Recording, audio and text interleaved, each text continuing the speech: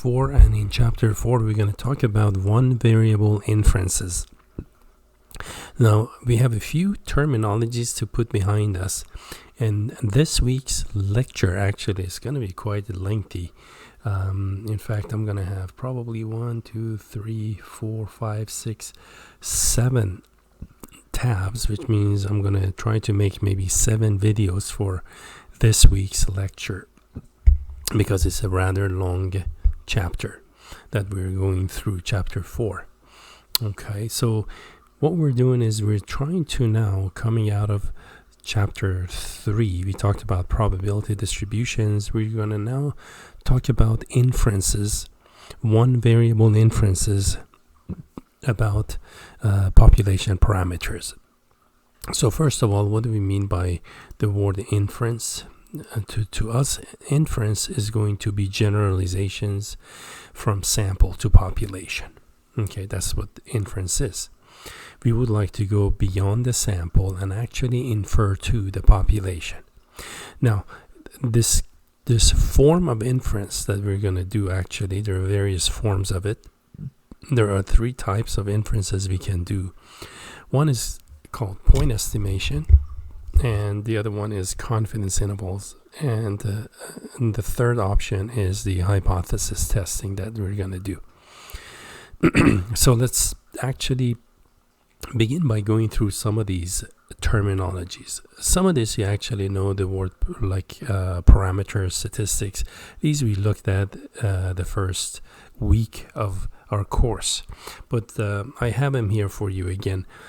Generally speaking, when we talk about parameters, we're talking about the unknowns of the population. And I have a few examples here for you, like the population mean, deviation, variances, and correlation. It could be anything. Okay. The point being is that it belongs to the population. Now, because we usually don't have access to the entire population, what happens is that these parameters are typically unknown. And if they're unknown, that means we need to estimate them, right? And that's what we're about to do here in this week's lectures. And then we talk about statistics. Well, what are statistics? Statistics are numerical measures that we obtain from the sample. Okay, so for example, the sample mean, deviation, variance. Typically, any parameter that's in the population, it's going to exist also for the sample. So that's what that's going to be. Now, statistics, because they belong to the sample, are generally known, or they can be found because the sample is in front of us. There's no unknown in the sample that we couldn't get a hold of. Then we talk about point estimators here. A point estimator is actually a single guess, a single value of the statistic that is intended to estimate the parameter. Okay, so that's what a point estimator is. The reason it's called a point because it represents a single number, like a point on a number line. That's why. So, for instance, I have a statement here. A point estimator of the population mean is the sample mean. In other words, the best guess at the population mean is going to be using a sample and evaluate the sample average, and that's going to estimate the population mean. Okay. The next definition we're interested in is that of sampling error. The sampling error here. This is going to be the error, the difference between the sample statistic and the population parameter. That's what sampling error is. Now, usually we don't know the sampling error, right? Because we don't know the parameter of the population.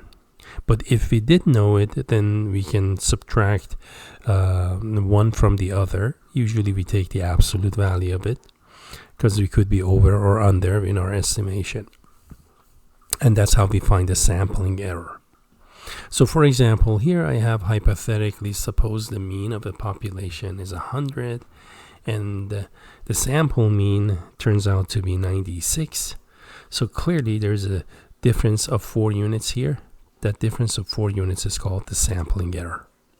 Again, it's the error of using a sample to estimate the value of the population parameter. Okay. Now, because each time we get a sample and we calculate the statistic, let's say a sample mean, chances are we're not going to get the same average because we're using different subjects, okay, or different items in our sample. So typically the value of our sample statistics themselves become random variables. Random because we don't know what it's going to turn out, and variable because, again, it varies from sample to sample. And remember, anything that's a random variable for us, it's bound to have a probability distribution, which in turn we can use to make probability statements about the random variable. And now in this week, we'll be able to actually construct confidence intervals and test hypotheses about the parameters of the population. So, therefore, in order to be able to do what I just mentioned, we need to know what we call the sampling distribution of that sample statistic, in this case, the sample mean. Okay, so what do we mean by sampling distribution? Well, sampling distributions are reserved for statistics. We only do sampling distributions of a statistic. Okay, now, what do we mean by sampling distribution? I have the definition here, right down here. The sampling distribution of a statistic is the probability distribution of that statistic when we take repeated samples, and if you will, all possible samples of fixed size n, it's got to be the same size, okay, and are selected from the population. So that's what the sampling distribution of that statistic is. Our focus, by the way, folks, in this week's work is on population mean mu. Everything we do is about population mean. Now, as far as the mean and deviation of the sampling distribution, the probability distribution of our statistic, and remember, our statistic is x bar, the sample mean. So it can be shown that the mean of the sample mean, the probability distribution of sample mean, that random variable, will turn out to be exactly the same as the mean of the individual scores in the population. And the standard deviation of it is given by the standard deviation of the population over the square root of the sample size. Okay. Now, just a little note here I have in parentheses. In our work, we're going to assume that we are either sampling with replacement from a finite population, and the sample size is less than or equal to 5% of the population size. If this is not true, folks, there's going to be a number that multiplies in front of the formula for sigma x bar, which is called finite population correction factor. I won't even mention it because we're not going to be dealing with it. But it's important that this assumption is met. Okay, so for example, if there are let's say there are 1,000 records on the shelf, and 5% of 1,000 is going to be, 50? So as long as my sample size is less than or equal to 50 from a population of, let's see, 5% of 1,000 is actually 50. So as long as our sample size is less than or equal to 50 from a population of 1,000, we can actually proceed with this formula that I have. We don't need to worry about that correction factor. Okay. Now, just another note here that sigma of x bar, which is the standard deviation of the probability distribution of random variable x bar, they also call that a standard error, and we'll see that in our future lectures. In Minitab, they call it standard error. They show it as SE for standard error. Okay.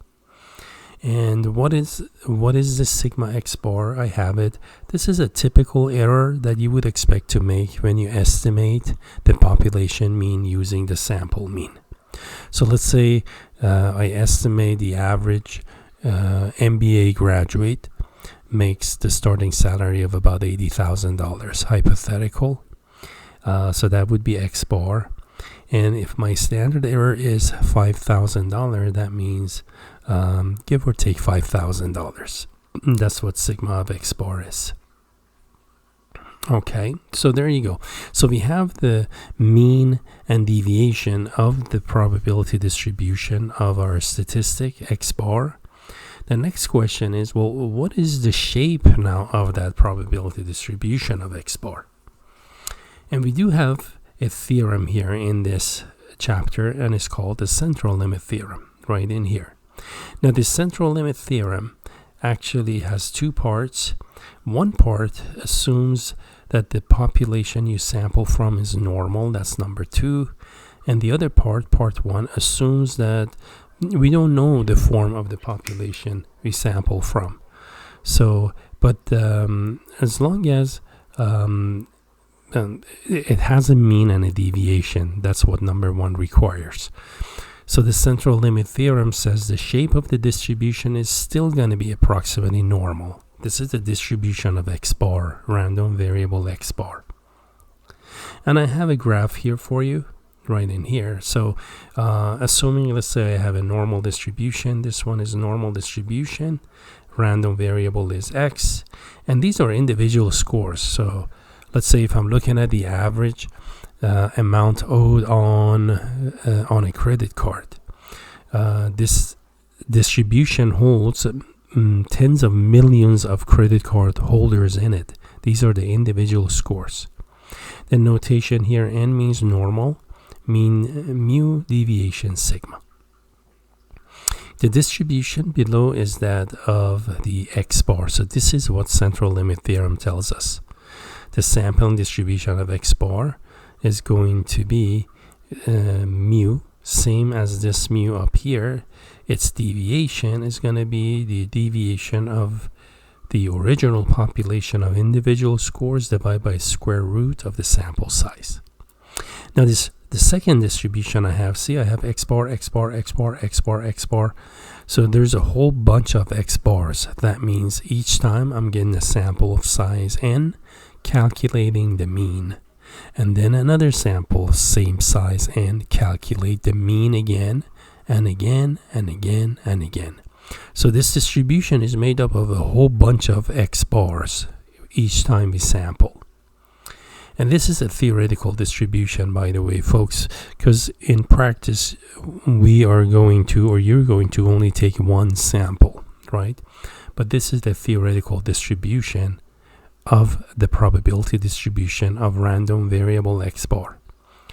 And the reason this is important is because when we talk about confidence interval, our unknown is going to be mu. This mu is unknown. We want to estimate it.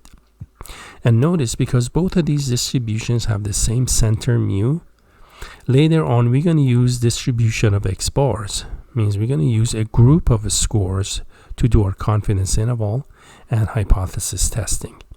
The reason, because it's deviation, which directly relates to the error.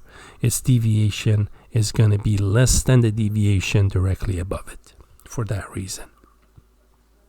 Now, a couple of ideas here. We talk about interval estimates. That would be the other form of inferences. Now, with interval estimation, we're talking about confidence intervals. And the idea is that we would like to be able to give a range of scores that we think the average is going to be in, the mu, the population mean, is going to lie in. In general, the value of the parameter lies in. Now, when we do interval estimates or confidence interval, oftentimes associated with every confidence interval is a confidence level. And your confidence level is precisely that. It's just that. It is the level. It's how confident you are that we have captured the parameter in that interval. Okay, so I have it as the certainty level, and it's expressed as a percentage associated with a confidence interval. Okay, now typical confidence levels, by the way, are 90, 95, 99. With confidence, the higher the better.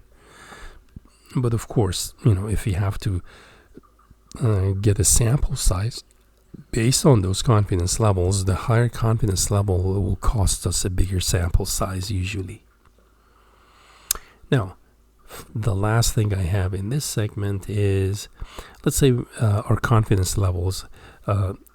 If we go 2 deviations, remember our empirical rule, 2 deviation above, 2 deviation below covers about 95.44% of all scores. So anytime we go 2 deviation above the mean and 2 deviation below the mean, and this is a sampling distribution of x bar, by the way. See this one? And the units of deviations are sigma x bar. So 2 deviation above, 2 deviation below creates a 95.44% confidence interval. If you only go 1 deviation above, 1 deviation below, that would correspond to a 68% confidence level.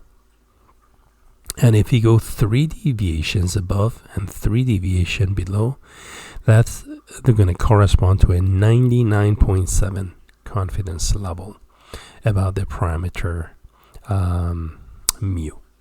Okay, so there you have it. And with that, we are done with this segment of our lecture.